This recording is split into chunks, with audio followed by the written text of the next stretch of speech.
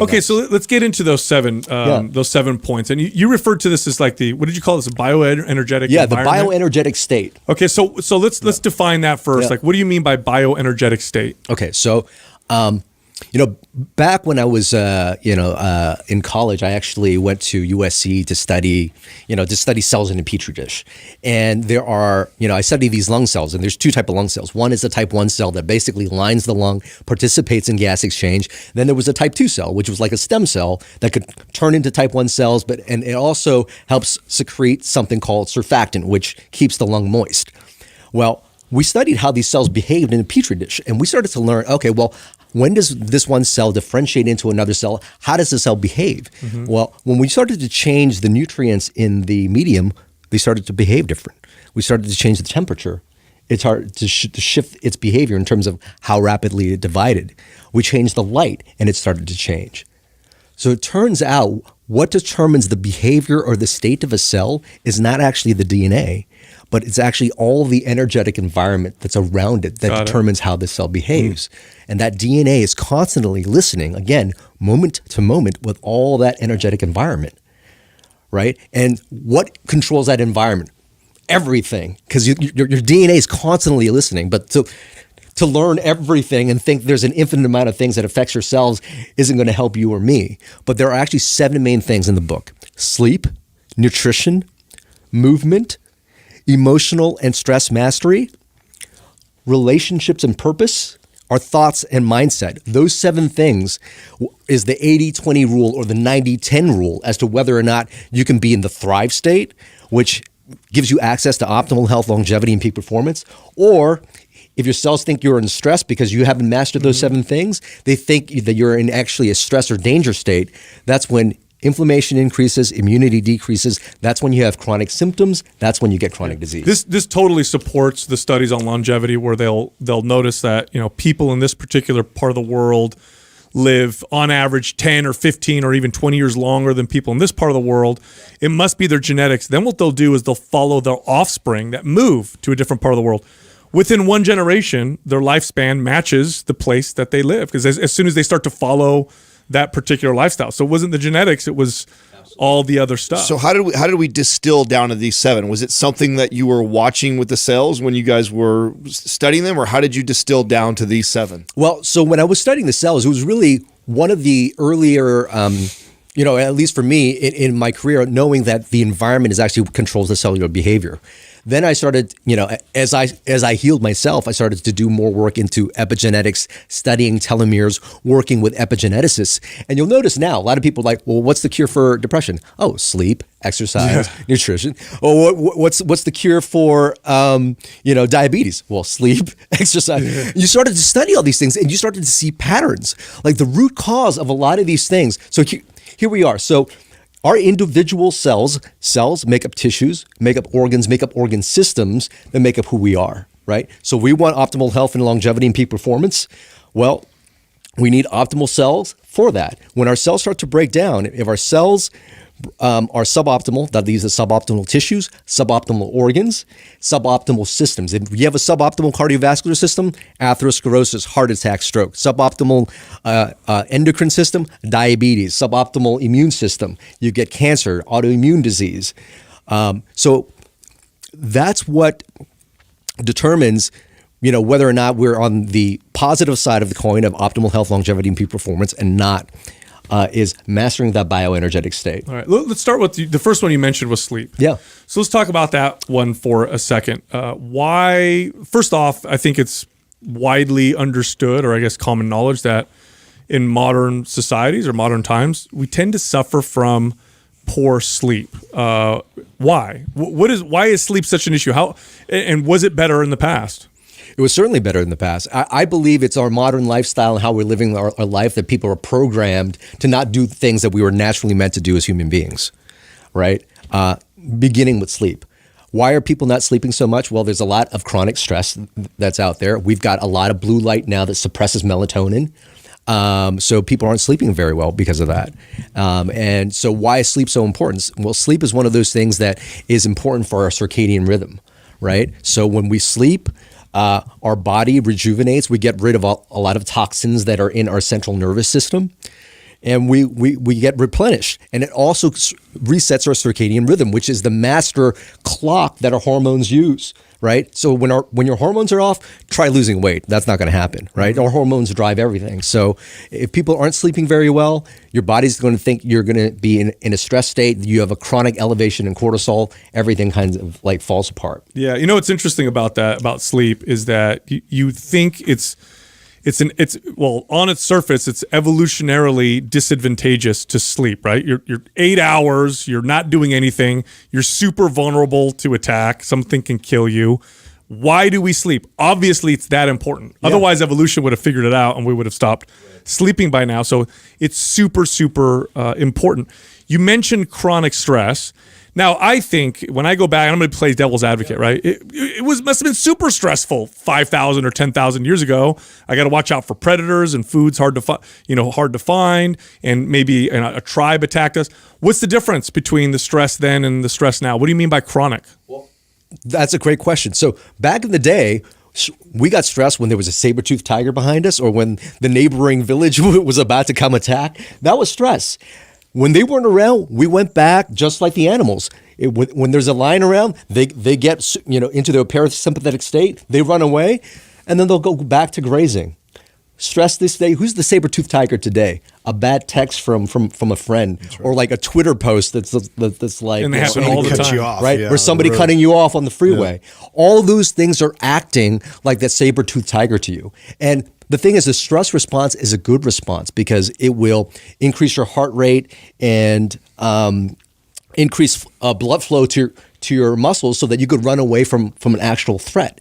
It causes your blood to thicken because if a saber-toothed tiger were to bite you, you can claw it off right away. But because all that blood gets diverted to your muscles, your visceral organs that's important for life, it doesn't get that blood flow, right? You've got inflammation to increase because if you get a flesh wound, you want your body to come and attack that flesh wound. So inflammation increases. And who needs an immune system when you're about to be lunch? So your immune system drops at that point. So your immune system goes up. You're basically setting up all that that environment or all that energy that's used, for growth and healing gets diverted into the stress response.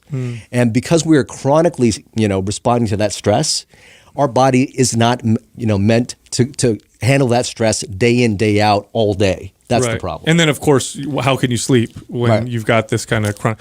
So do you have any takeaways or steps for improving your sleep quality or the time? First of all, I've read that 7 to 9 hours is ideal for most people. Yeah. Is that true? And then how do you improve the quality of your sleep right now in the context of modern life? Yeah. So great question. 7 to 9 hours is generally enough. And you'll know if you ask yourself, like during the day, do you feel well rested or are you not, well rested? So you'll gauge. And here's the other thing is when you start to, do some of the other things in the other 7 bioenergetic elements, you'll notice that maybe you'll need a little bit less sleep. But generally it's around 7 to 9 hours. Okay. Now I look throughout the day because a good night's sleep really begins in the morning. So when I get up in the morning, I usually go right outside. The first thing I do is to get 20 to 30 minutes of natural sunlight in my eyes, in my skin. It tells my circadian rhythm it's time to reset, it's time to wake up. You get a small boost of cortisol when you do so. Throughout the day, here's the other thing I didn't used to do is, and we can go through this a little bit later as to what I do during the day, but I always every couple of hours, I would check in to bring my body back into a parasympathetic state. It's not when, but how is the day going to bump up your stress levels? And it's understanding that you need to manage your stress levels kind of throughout the day, right? So I do breathing techniques. I do a little meditation. I know I'm not going to drink coffee or quit on drinking alcohol altogether. I won't drink any of that past 2 p.m. because the caffeine could linger around in your body. At night, I do have a pair of blue blocking glasses I'll put on around 6, 7 p.m. At night, I'll have a routine. And it's really, for me, I like to have little ceremonies with myself. And, this happens with meditation. This happens with my nighttime routine. I'm journaling things that make me happy. I'm journaling the things that I have to think about the next day so that it's out of my brain onto a piece of paper. And then I spend a little bit of time, cuddling up with my partner and and off we go. Justin's a big cuddler. Yeah, Adam loves that about him. People love cuddling me. Now the what about the temp? I've heard the temperature of the room is important to keep it cool. Keep it real dark. These are all important factors. Absolutely. In improving your sleep. Yeah. So some people are really, really sensitive to light, but keeping the room as dark as possible is great. I also sleep on a chili pad that actually brings down. Yeah, we the work with temperature. them. Oh, okay. Yeah. Yeah. Great company. Yeah. So Jesus, and Felix, great. But if we do enough, we could hit it like 5 sponsors here in this episode.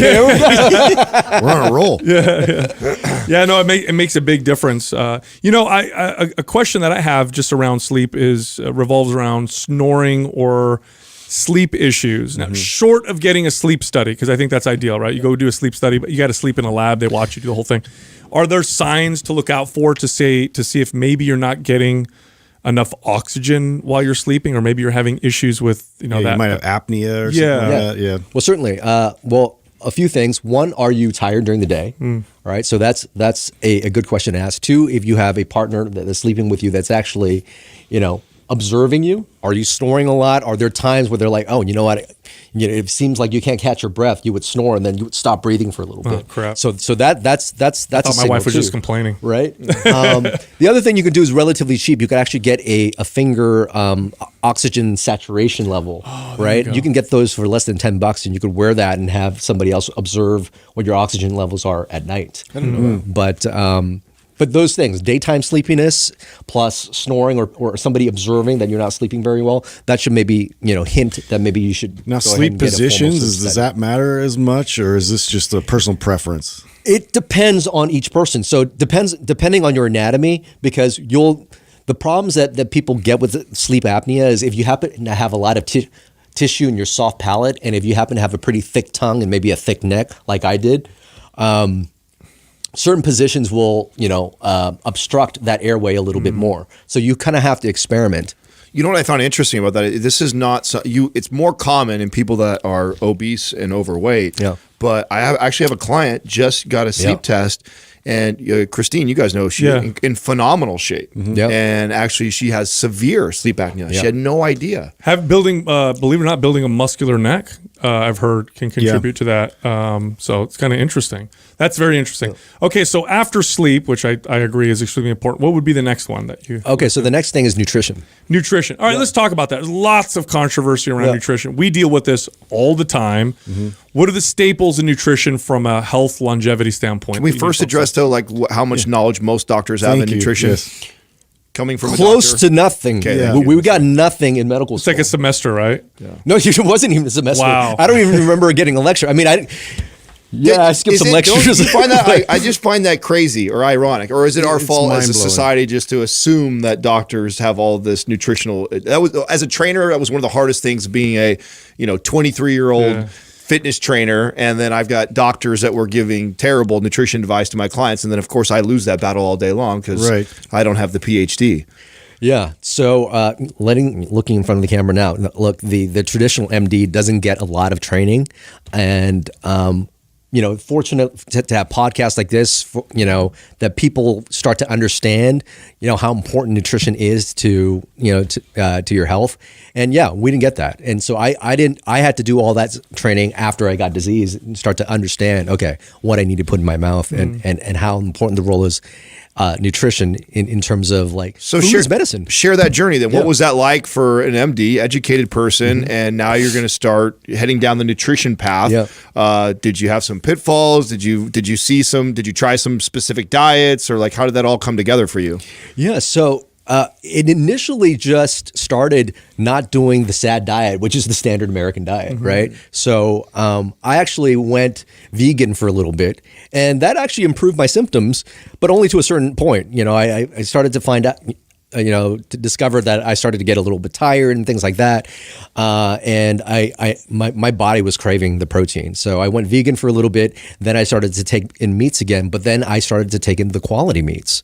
Right. So a lot of it was just ditching the standard American diet, which is just ditching sugar, ditching processed foods, and sticking to pretty much a whole food, minimally processed situation that I use to kind of reverse my chronic conditions. Yeah, I'm glad you said that about going vegan, and you initially felt some improvement. This is the pitfall that a lot of people run into: is they'll try a diet, and they'll start to see some improvement, and they'll think it's about the diet, when in reality it's about probably the reduction in calories. So you probably went vegan and ate less.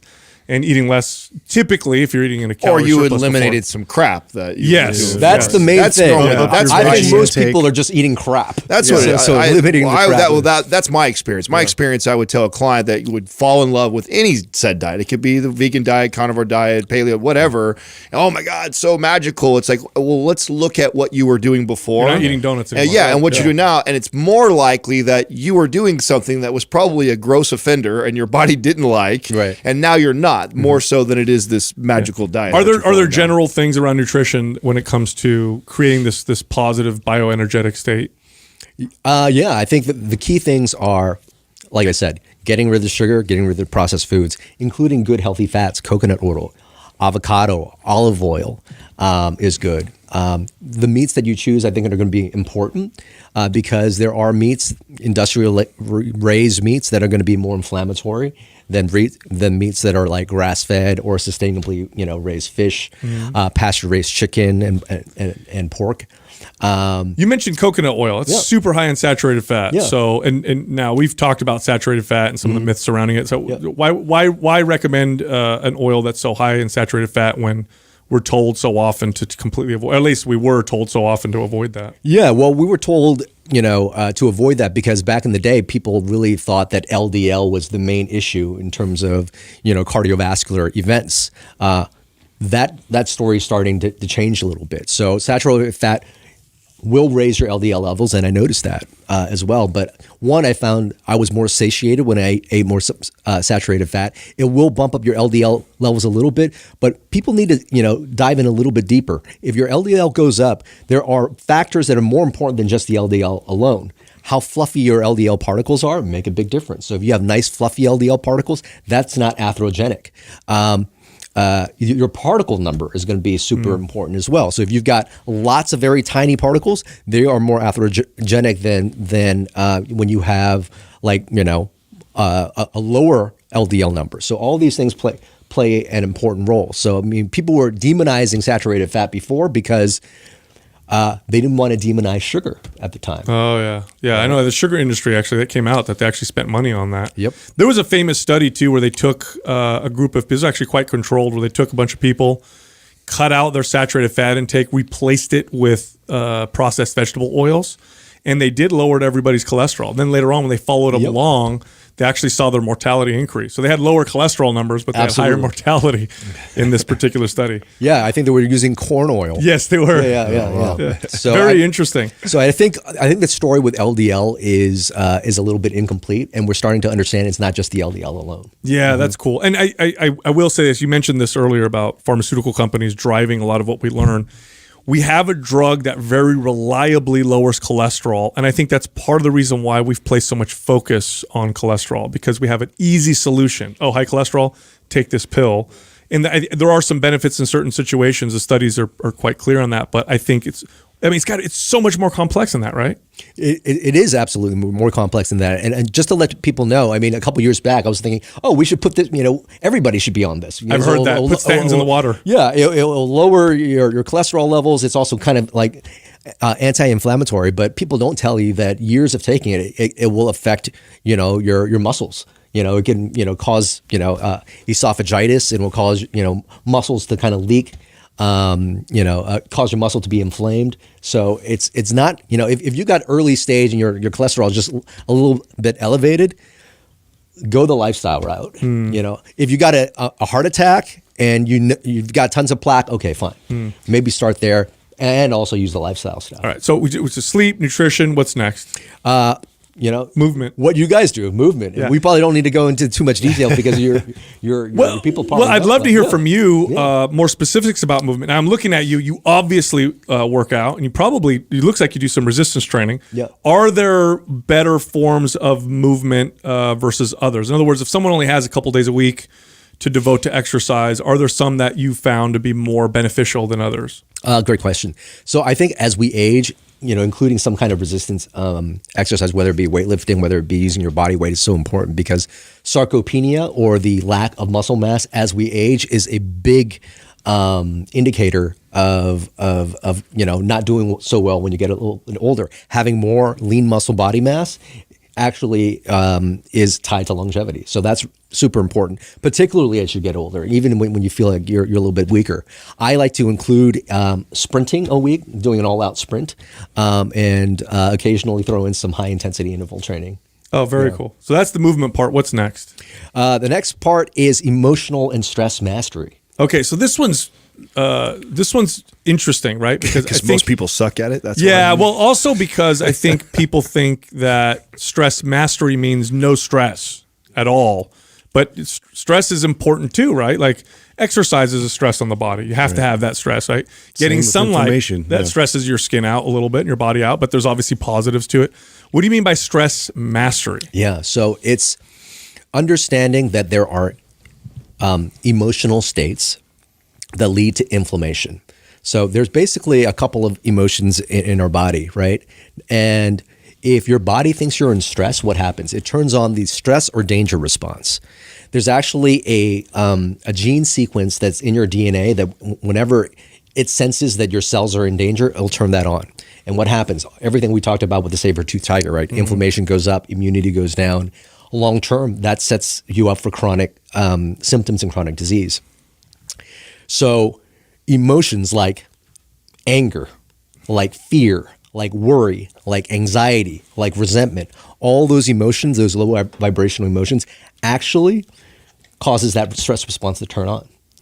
On the flip side, the emotions of love, of gratitude, of connection, of laughter, is anti-aging, and they actually have biochemical responses that lead to increased length of telomeres, and the exact opposite, they're anti-aging. So you need to understand that if I am in anxiety and worry constantly, I mean, they're cues to your body. You can use them as signals in your body, but if that's the predominant emotion of what your body might be going and what you're feeling day in and day out, you're actually driving the stress response.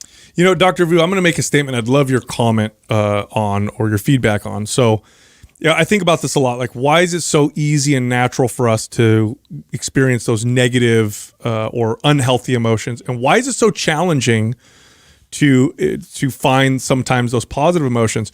And the best that I can come up with is that those negative emotions tend to be more reactionary. So it's automatic. Anger is automatic. Fear is automatic. Whereas the other ones require a little bit more consciousness, sometimes. I mean, it can be automatic too, but sometimes I have to like put myself there. Is that, would you say that's accurate? I would say that's pretty accurate. And the thing is, if we think of all the thoughts that we think of on a day-to-day or second basis, 70-80% of those thoughts are going to be negative. Why is that? Well, evolutionary, being able to worry about certain things or fearing certain things kept us safe. And so that's why those thoughts are there. They're used to keep us safe, but you don't have to believe your thoughts. And actually most of your thoughts aren't true. And you can start to, you can't control those thoughts from coming in. What you can control is how you decide to focus the thoughts, what type of meaning you put into the thoughts, which is the next category up, which is, our thoughts and mindset. Because you could have a negative inflammatory thought that when you focus on increases the stress response, increasing inflammation, lowering your immunity, and putting you in chronic disease. And why do we spend so much time in those negative things? People aren't trained or know that, okay, I don't have to believe my thoughts, and I can consciously choose to start to feel these different things. But you've got to practice that. Yeah, I think it has to do with self-awareness and being present, right? So negative stuff wakes everybody up. Yeah. Bad shit happens in your day, and you are now hyper-present in that moment because it rattles you. Good shit happens to you all the time, and you don't even think about it. You're already thinking about the next thing that you're pursuing or you want to do, and you're not present in the moment. And I feel like mastering self-awareness is where a lot of this lies, in my opinion. Oh, absolutely. Right. Yeah, I was going to say, too, like, as you were mentioning your process for getting prepared for sleep, too, you had mentioned, like, journaling and sort of reflecting on maybe some positive things that were going on with your day. And, do you feel that that's something that has an advantage in terms of being able to train yourself to start thinking those thoughts more often? Absolutely. There is a Holocaust survivor that I use, basically his quote all the time, and I also have a technique that I teach to my clients all the time. And Victor Frankl wrote Man's Search for Meaning. He was a Holocaust survivor, had witnessed deaths, of family and friends. And he had this to say. He said, between stimulus and response, there's a space. And in that space is our power to choose our response. And in our response lies our growth and freedom. So understanding that we could always be in control, not react, but be able to see how we're reacting. Because our thoughts and beliefs, a lot of it is just, society, parents, our upbringing, programming a lot of that stuff, even before we are aware from the ages of 0 to 7. But we can be aware that those thoughts that are in there, that those old programs aren't necessarily ours. And we could actually decide to choose to think differently. So there's a technique when somebody comes in and they're fiending a cookie and they've got an urge for a cookie, or they've got a negative emotion that they're feeling, like Viktor Frankl says, create space between stimulus and response.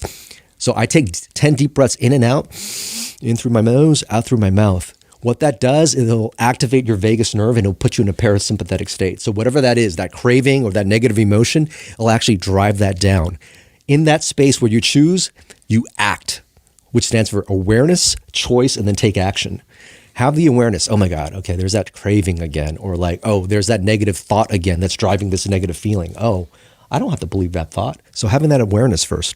C, choice. That's when you constantly choose, use your intention. No, you know what, right now I'm angry at my partner, but I want to show up with love, right? Mm-hmm. Yeah, okay.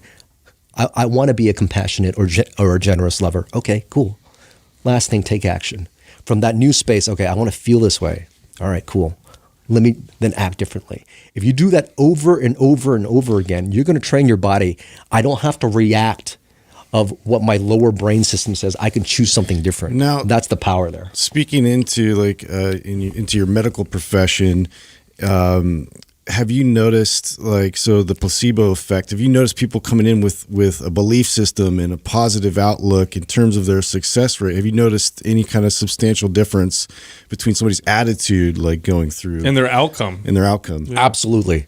So I would pay for a placebo that works anytime, right? Because how we think and how we feel about something, like I said, a thought and an emotion has biochemical, signature to it. It actually affects what's going on in your body. So if you start to think and feel differently about something, you're going to positively affect, what your body's feeling. And those higher vibrational emotions, like I said, gratitude, joy, optimism, all that has biochemical things that affect your bioenergetic state in your body, which will change, how your body responds to things. Yeah, but it's funny that I referred to my clients that I trained before that were doctors, and we would have this conversation. I don't know if they would ever even say this publicly, but they said, with decent accuracy, I can predict oftentimes who's going to make it and who isn't based off of some of the stuff you're talking about. Did you find that to be true? I'm noticing that now. So I work with, I work with CEOs, celebrities down in LA,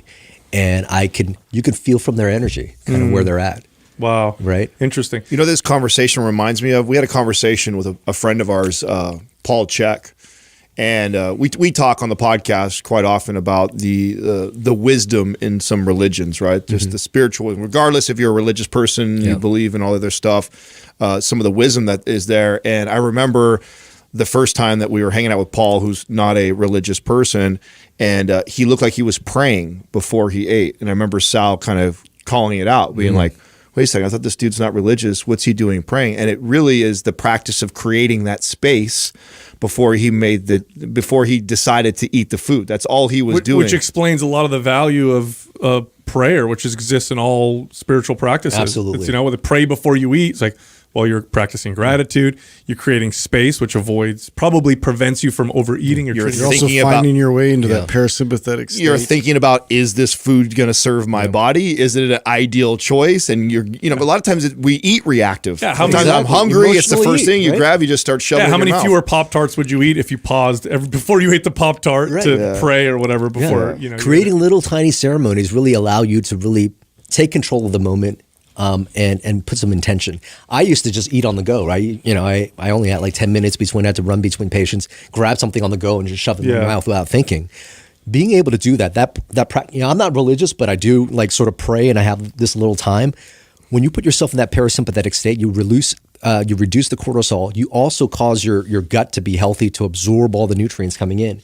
If you're eating in a hurry, if you're eating in a stress state causes your gut lining to have these little leaky junctions, and it could be an inflammatory state when you're actually eating.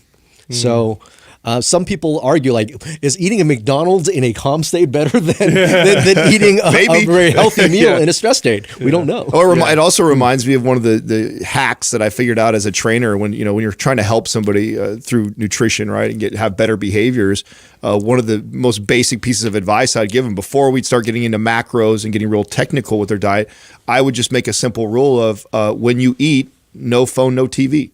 Just the fact of you having to be present in that moment and not distracted by other things. People make better choices. Yeah, it's amazing how much less food they eat or better choices they make with their diet. Something you keep saying that I think we need to hammer home is because we're talking about this mindfulness, and you talked about the acronym ACT, and you said you have to practice. I think we need to talk more about that because I think people don't realize that this is a skill, and just like any skill, it needs to be developed. Like if you've never ridden a bike before, it's going to be really hard the first time you get in one, and it's going to totally suck.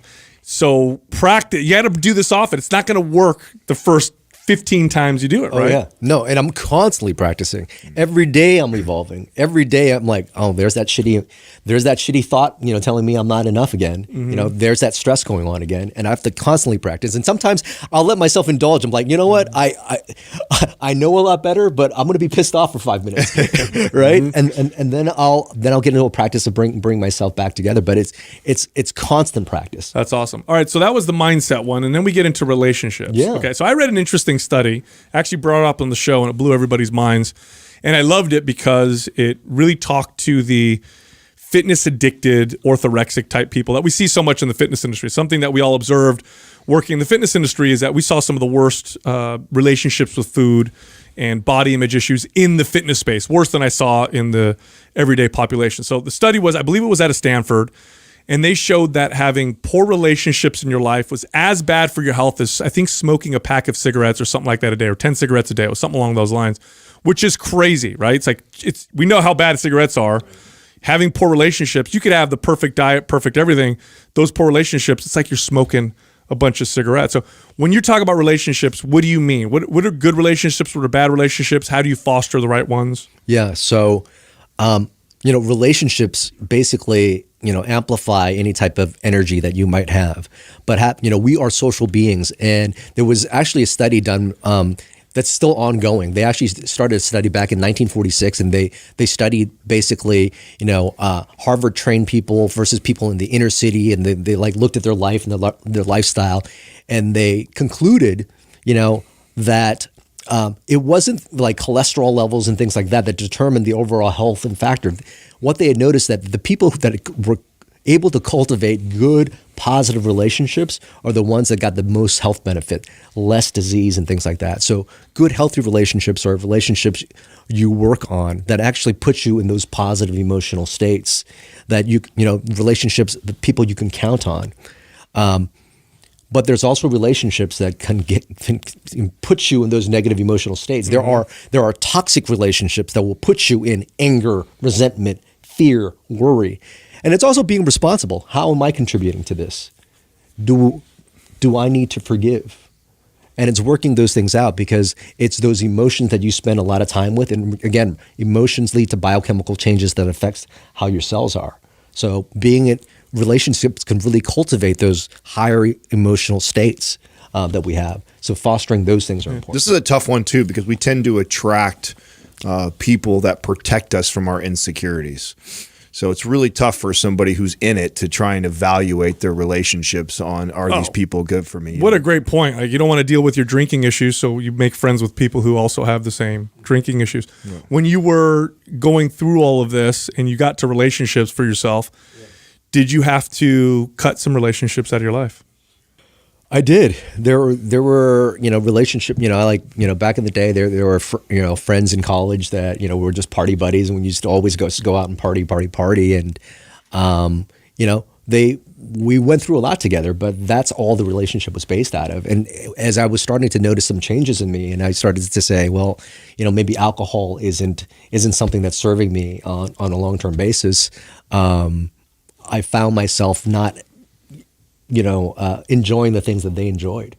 And naturally, I sort of had to let that go. Yeah. And they just didn't understand the process of growth, of me becoming and evolving into a better version of myself. Talk about this for a second, because this is hard. This is really hard. It was hard for me when I was younger, where I would have to kind of like cut relationships out of my life, but you feel a sense of loyalty to them. Oh man, we go back so far, and we did all these things together. Eventually, the point that I got to was I could still value and respect all that, but I can also value and respect myself, and know that this isn't really serving me anymore. But that was really hard. Like, how hard was that? Hard for you? Was that easy? I felt it was sort of easy. I mean, I think I had a conversation like, I'm just not into this anymore. And then it just sort of naturally, like, you become so busy. Like, now I got a family too, right? No, I think that's actually the answer in the strategy. We talk about this with nutrition. Like one of the great strategies that we do with nutrition with somebody, instead of taking somebody who has a poor diet and starting to cut foods out, we tell them to add foods to their diet, foods that they need or they're missing, and we know that they're lacking, right? So as far as nutrients and stuff, I think the same thing goes for toxic people in your life. You don't need to make this formal breakup of like, hey, you're not growth minded. And I know we've been buddies for 10 years. We're breaking up now. You just fill that time with people that are filling your cup. You start seeking out people that are going to level you up, that Naturally are growth minded, and then it naturally happens. Yeah. You're just busy versus this formal, we got to break up now because you're not growth minded. Yeah, the best thing I heard was that good people celebrate your victories and mourn your losses along with you, not the other way around. I thought that was a pretty good one. All right, so the last one is purpose. This one's interesting. What is purpose, and how does one find purpose for themselves? Oh, great question. So when I studied this, why even care about purpose? Well, I mean, when you actually study what it does to the body, there is a concept called eudaimonic happiness. So eudaimonic happiness just means, being happy when you feel connected to something bigger, or when you're giving back to community, right? And it turns out there's that gene of the stress response called the conserved transcriptional response to adversity. So these genes kind of fire together and wire together as the stress response. Turns out this gene patch quiets down when you've got purpose. When you've got purpose, as an American, you live 7 years longer than somebody without a sense of purpose. When you have purpose, you have lowered your risk of getting a cardiovascular event, which is the number one killer. These are heart attacks and strokes. When you've got purpose, if you happen to end up in a hospital, you spend fewer days in the hospital. So all these health benefits, and if you have purpose, you maintain your telomeres. Telomeres are these things, basically the end of your DNA, that prevent your DNA from aging, or your cells from aging. So all these positive benefits on purpose. So the next question is like, how do you find your purpose? And I used to be like, man, I got to find my purpose. Like being this analysis paralysis. What do I need to do? How do I show up? And when I started to study with some of my spiritual teachers, the process of finding your purpose is not really an act of finding, but an act of remembering.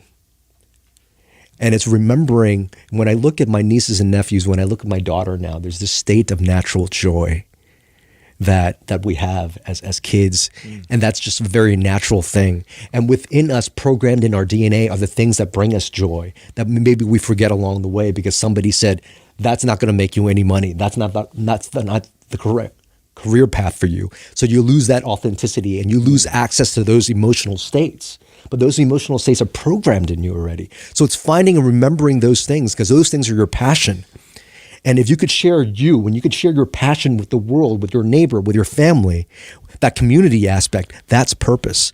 Purpose is also the struggles that's been gifted to you in your life, so that when you have gone over that struggle, you now have a gift that you could share with somebody else.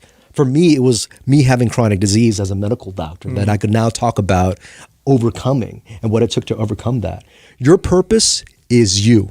Your purpose is the authentic version of you and just sharing you with the world. And when you do that, that's your medicine. Yeah, and purpose is, by the way, purpose comes with challenge. I remember this study that came out, and the articles totally butchered it, but the titles of the articles were all like, people without children are far less stressed and happier. This is what the titles of it say. But you dig into the study, and it shows that it's true. I got kids. Okay.